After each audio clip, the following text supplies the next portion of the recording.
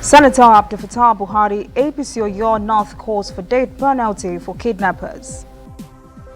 Former president of the Nigerian Bar Association and human rights activist Olisa Agbakoba calls on President Buhari to divide Nigeria into 8 regional structures. On the foreign scene, U.S. President Donald Trump says U.S. not looking for war with Iran. In the sport, NFF denies owing Falcons allowances.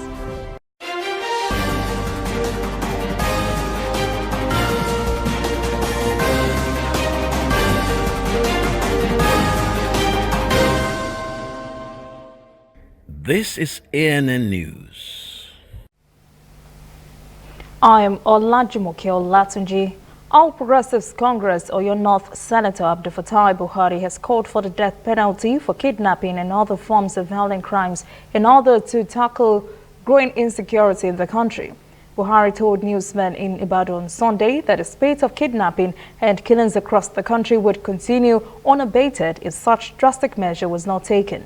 Buhari, who was former chairman, Senate Committee on ICT and Cybercrime in the 8th National Assembly, said the heinous crimes against humanity have gone beyond the normal Fulani herdsmen attack and had become a real trade for those who engage in them. He said a death penalty would serve as a deterrent. The lawmaker has called on the current administration to do the needful. He says the major function of any government was the security of lives and property.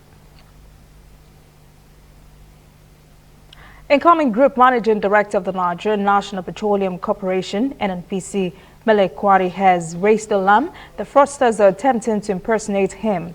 Kwari says on his Twitter account on Sunday that he has no Facebook account, as some have claimed. He said he will never transact any business on social media platforms. Kwari will replace Makanti Baru as the National Oil Company boss effective July the 8th. A registrar of the Joint Admissions and Matriculations Board, JAM, Professor Ishak Oloyede, has suggested that the federal government should place an embargo on the establishment of new universities. Oloyede made the call over the weekend during the 4th convocation lecture at the Federal University, Dutse, Jigawa. The registrar says efforts should rather be focused on developing existing universities in the country. Oloyede said, and I must quote so you would understand the context of a submission. A situation where universities are only established to massage the ego of rich individuals and politicians is not healthy for educational development of the country, as tertiary education is too crucial to be reduced to commercial outfit for an ego-tripping venture. End quote. It is now 6 days since petroleum scarcity hit Calabar, Cross River State capital, grounding economic, social, and political activities in the country. Grounding economic, social, and political activities in the city. Transportation has been grounded in the metropolis, making it difficult for commuters, business owners, workers, and traders to get around. Many gas stations in the city were closed to the few stations that had fuel had to cater to long queues. Price of the product was jacked up more than double, and black market price of petrol was reported at 400 to 500 naira per litre. Many residents complained about the hardship already being experienced as a result of the scarcity.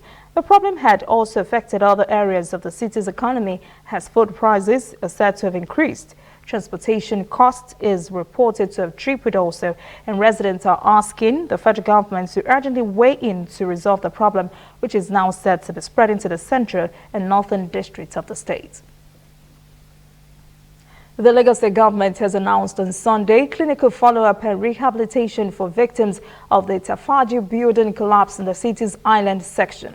Permanent Secretary, State's Ministry of Health, Dr. Titilayo Gonclave, says the state wants to be sure victims of the incident have fully recovered. A 3-story building, which housed a nursery and primary school in its penthouse, collapsed in March at the Tafaji area of the city. 12 persons, mostly school children, died and many others were injured. Gonclave says a mental health treatment is included in the follow-up for those who may have been traumatized by the incident. A former president of the Nigerian Bar Association, NBA, and human rights activist Olisa Agbakoba has advised President Muhammadu Buhari to slice the country into 8 regional structures. The senior lawyer told reporters at the weekend that it would be difficult to resolve the issues of insecurity and other serious problems facing the country if the central government remains as strong as it is now. He said community or state policing is a tactical tool to deal with the problem. The senior advocate says there are many diverse ethnicities that live in close proximity that makes countercultures and counter-religious beliefs clash.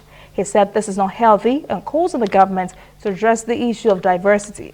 To achieve that, he is suggesting the president create space that would identify ethnic regions in 8 big blocks. He said properly managing our diversity is the only way we can survive as a nation.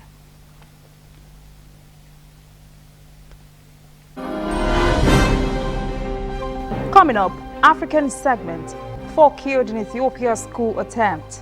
And later, international news, U.S. President Trump says U.S. not looking for war with Iran.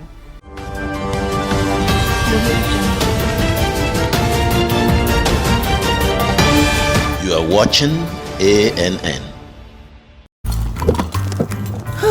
This used to be me.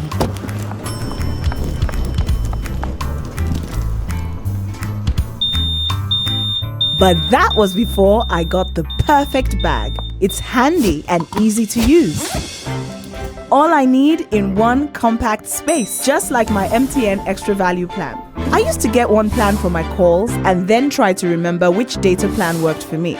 Roaming was a totally different ballgame. Not anymore. I've got the MTN Extra Value all-in-one plan. If you're a data buff like me, you get extra data with some talk time. And if you like to make calls, you get extra talk time with some data. And when I'm abroad, I automatically browse, chat, and call right on the same plan. MTN Extra Value was made just for me. More of data or calls, whichever one you prefer. MTN Extra Value is made just for you. Welcome back. This is CNN News. Now to African stories. Ethiopian security forces have killed the man accused of orchestrating a failed coup in the northern Amhara region over the weekend. Prime Minister's Press Secretary Nagusu Tilahun told journalist General Amsanis Sige, who allegedly led the coup attempt, was shot on Monday near the Amhara state capital, Bahir. Ethiopia observed a national day of mourning on Monday following the failed coup attempt over the weekend. A state television had reported on Sunday that the country's chief of staff and at least 4 other senior officials were killed during a coup attempt by an army general in the northern state of Amhara. Prime Minister Abiy Ahmed's government faces growing pressure from regional strongmen, including in Amhara, a flashpoint in growing ethnic violence in Ethiopia. One Addis-based official told journalists the shooting occurred when federal officials were meeting the state president, an ally of Abiy, to discuss how to rein in the open recruitment of ethnic militias. United Nations reports Ethiopia, a nation of 100 million people, is struggling to contain widespread ethnic violence that has displaced nearly 2.5 million people. A Sudanese court has ordered the country's largest telecoms operator, Zain Sudan, to restore internet services after they were cut off nearly 3 weeks ago when security forces dispersed protesters camping in Khartoum. Sudan's military rulers ordered the internet blackout as a security measure, and WHO's Regional Emergency Director, Rick Bienen, says the blackout is harming the economy and has hampered the speed and effectiveness of humanitarian operations. Authorities also restricted access to popular social media sites during 16 weeks of protest against veteran leader Omar al-Bashir earlier this year. Also, protesters have been demanding that authorities restore internet services as one of the conditions for returning to talks and forming a transitional administration. A lawyer, Abdulhadin Azan, who filed his own case against Zain Sudan over the blackout, told reporters the Khartoum District Court had ordered Zain to immediately restore internet services to the country. Protesters have continued to demand the military hand power over to its civilian authority. China has reaffirmed its commitments to deepening cooperation with African countries. Chinese Foreign Minister Wang Yi met in Beijing over the weekend with 8 African foreign ministers. Wang reassured them of China's determination to work with the continent on sustainable development and economic growth. Chinese Foreign Minister Wang Yi says China is willing to work with African countries to build high-quality and sustainable relationships and deepen cooperation in infrastructure, agriculture, healthcare, telecommunications, and energy. He made the remarks in meetings with 8 African foreign ministers in Beijing. The delegates are in China for a coordinators meeting on the implementation of last year's forum on China-Africa cooperation.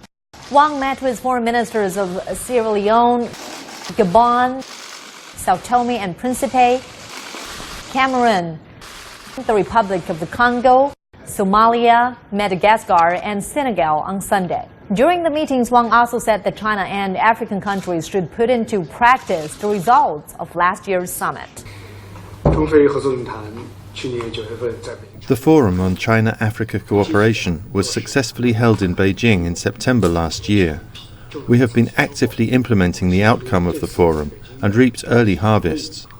Through the coordinators' meeting, we hope to review the achievements of China-Africa cooperation and work together to plan the next phase of implementation. The Integrated Food Security Phase Classification, a joint effort by 8 UN and international non-governmental organizations, has released a new report that finds nearly half of all people in the Central African Republic as suffering acute food shortages.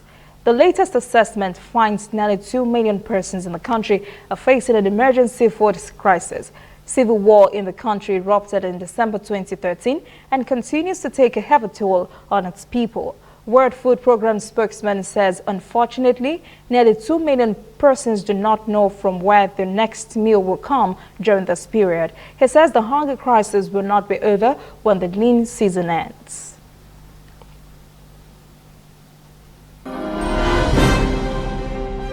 When we return, international news. U.S. President Trump says U.S. not looking for war with Iran. And later, sport. Nigeria Football Federation denies owing Falcons their bonuses.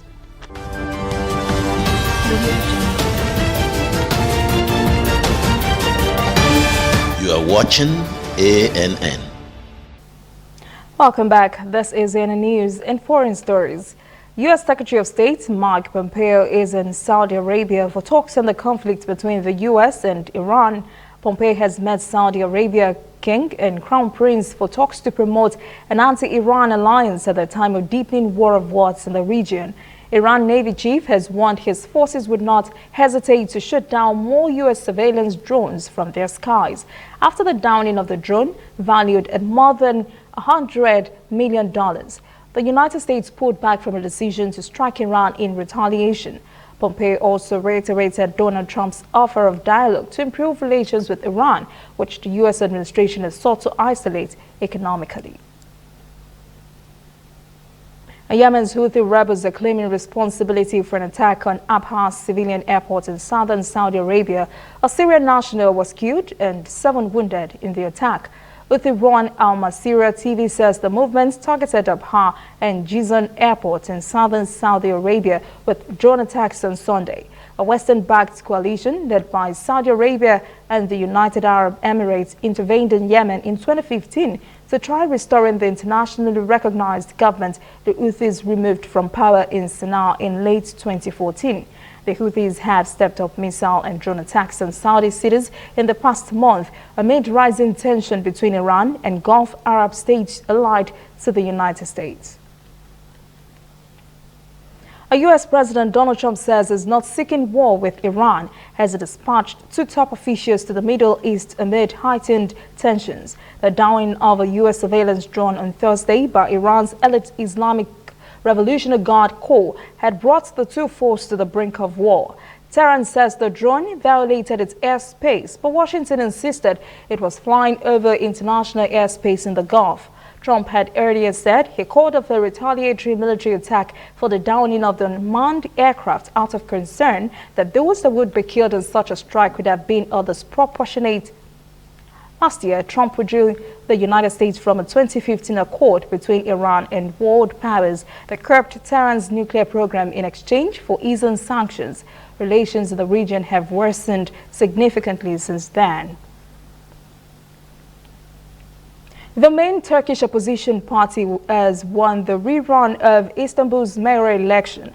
Analysts say this is a blow to President Recep Tayyip Erdogan. With more than 99% of the votes counted, Republican People's Party candidate Ekrem İmamoğlu was in the lead with about 54% of the vote. İmamoğlu says the whole Turkey have won the election, not a group or party. Turkish Election Board says official results are expected Monday. Binali Yildirim, ruling Justice and Development Party's candidate, had about 45%. Yildirim had conceded the vote shortly after the unofficial results were announced. As the 31st summit of the Association of Southeast Asian Nations, ASEAN, has rounded off in Bangkok, Thailand. Regional and international issues affecting member countries were discussed by leaders aimed at creating regional economic and political stability.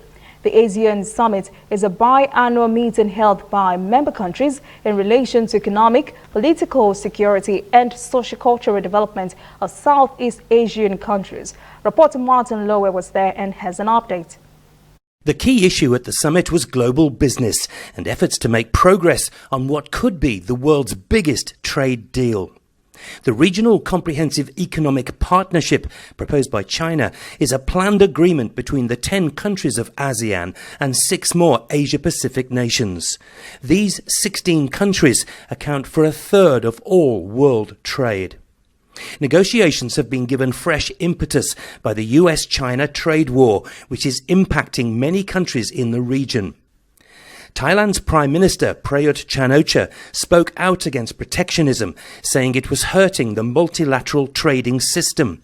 He said he would further pursue the issue at the forthcoming G20 summit in Japan.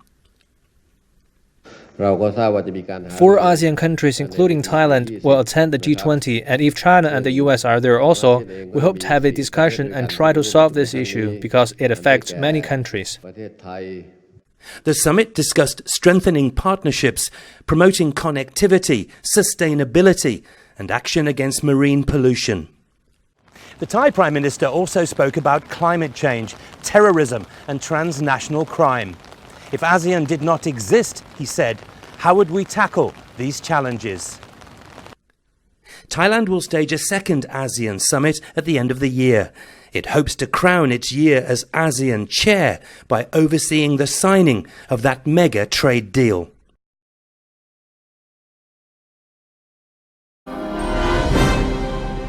Still to come, sports. NFF denies owing Falcons via bonuses.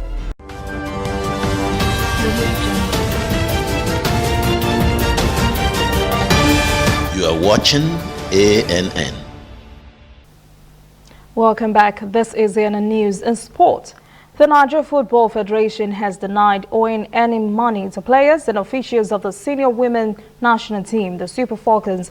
There was a report over the weekend. The members of the Super Falcons refused to leave their hotel at the World Cup in France over pay disputes with the federation. A statement quoted the NFF's second vice president as saying that bonuses and allowances were settled before the team arrived at the World Cup finals. The NFF explained that despite delay in the release of funds, it addressed all issues raised by the team captain, Desire Okmarazoe, via an email prior to the team resuming in camp in Austria.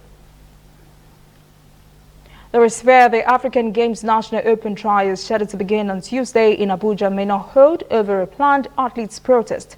Athletes expected to participate in the trial have threatened to demonstrate against the non-payment of their previous allowances by the Athletics Federation of Nigeria.